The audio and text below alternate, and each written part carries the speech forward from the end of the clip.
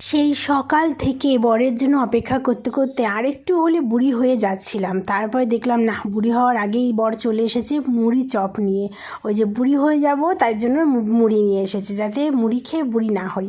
মুড়ির চপ ভালো করে একটুখানি মুড়িটাকে শুধু বললো তেল দিয়ে মেখে দিতে, সেটাই দিলাম।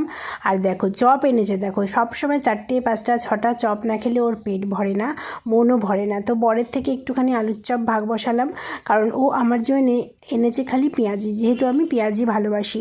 আলুর চপও খেতে ভালোবাসি, কিন্তু সেটা দোকানের না, জানো তো, নিজের আলুর বানানো আলুর চপ খেতে বেশি ভালো লাগে। তারপরে 9টা বাজে, এখন 9টার সময় একটুখানি হেয়ার অয়েলিং করে নিচ্ছি।